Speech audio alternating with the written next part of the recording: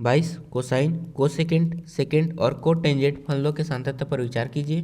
तो हम इसे बताना है कि यहाँ पर ये संतत है फिर नहीं। तो यहाँ पर हमें दिया है कोसाइन, कोसेकेंट, सेकेंड और कोटेंजेंट। तो यहाँ पर कोसाइन का मतलब होता है कॉसेक्स, कोसेकेंट का मतलब होता है कोसेकिक्स, सेकेंड का मतलब होता है सेकिक्स और कोटेंजेंट का मतलब होता है कॉटेक्स। तो हम इसे बताना है कि यहाँ पर ये संतत है फिर नहीं। तो इसमें सबसे पहले हम साइन एक्स के सांतत्य की जांच करेंगे, फिर हम कॉस एक्स के सांतत्य की जांच करेंगे, क्योंकि हम कोसेक एक्स को लिख सकते हैं 1/sin एक्स, सेक एक्स को 1/cos एक्स और यहाँ पर कॉट एक्स है तो हम इसे लिख सकते हैं 1/tan एक्स, या फिर हम इसे cos x/sin x भी लिख सकते हैं। तो यहाँ पर इसमें sin x, यहाँ पर है sin x और यहाँ पर इसमें है cos x, यहाँ पर है cos x और यहाँ पर है cos x। तो जब sin x और cos x संतत होंगे तो यहाँ पर ये भी संतत होगा, ये भी संतत होगा, ये भी संतत होगा और ये भी संतत होगा। तो इसीलिए हम सबसे पहले sin x के सांतत्य की जांच करेंगे। तो यहाँ पर हम लिखेंगे माना f(x) = sin x और हम जानते हैं कि f(x) = sin x का प्रांत r होता है। तो माना कि c r का अवयव है तो हम x = c पर f(x) के सांतत्य की जांच करेंगे। तो पहले हम लेफ्ट हैंड लिमिट याद करेंगे। तो यहाँ पर आ जाएगा limit x tends to c negative f(x), फिर यहाँ से बराबर limit x tends to c negative. हम यहाँ पर इसका मान रखेंगे जो है sin x। तो यहाँ पर आ जाएगा sin x बराबर हम इसमें लिमिट रखेंगे जो है c। तो यहाँ पर आ जाएगा sin c, फिर हम राइट हैंड लिमिट याद करेंगे। तो यहाँ पर आ जाएगा limit x tends to c positive f(x), फिर यहाँ से बराबर limit x tends to c positive. हम यहाँ पर इसका मान रखेंगे जो है sin x। तो यहाँ पर आ जाएगा sin x बराबर हम इसमें लिमिट रखेंगे जो है c। तो यहाँ पर आ जाएगा sin c, फिर हम fc याद करेंगे और यहाँ पर x के जगह में c तो इसीलिए हम इसमें भी x के जगह में c लिखेंगे। तो यहाँ पर आ जाएगा sin c। तो यहाँ पर left hand limit, right hand limit और fc तीनों कौन बराबर है। तो इसका मतलब है कि यहाँ पर फलन x = c पर संतत है।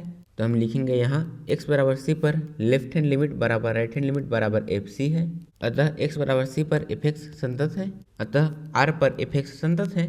तो यहाँ पर हमने sin x के संतत्य की जांच कर ली। तो अब हम cos x के संतत्य की जांच करेंगे। तो यहाँ पर हमने इसे fx माना था तो हम cos x को gx मानेंगे और हम जानते हैं कि gx = cos x का प्रांत r होता है। तो माना कि c r का अवयव है। तो अब हम x = c पर gx के संतत्य की जांच करेंगे। तो सबसे पहले हम लेफ्ट हैंड लिमिट याद करेंगे। तो यहाँ पर आ जाएगा limit x tends to c negative gx, फिर यहाँ से बराबर limit x tends to c negative. हम यहाँ पर इसका मान रखेंगे जो है cos x। तो यहाँ पर आ जाएगा cos x बराबर हम इसमें लिमिट रखेंगे जो है c। तो यहाँ पर आ जाएगा cos c, फिर हम राइट हैंड लिमिट याद करेंगे। तो यहाँ पर आ जाएगा limit x tends to c positive gx बराबर limit x tends to c positive. हम यहाँ पर इसका मान रखेंगे जो है cos x बराबर हम इसमें लिमिट रखेंगे जो है c।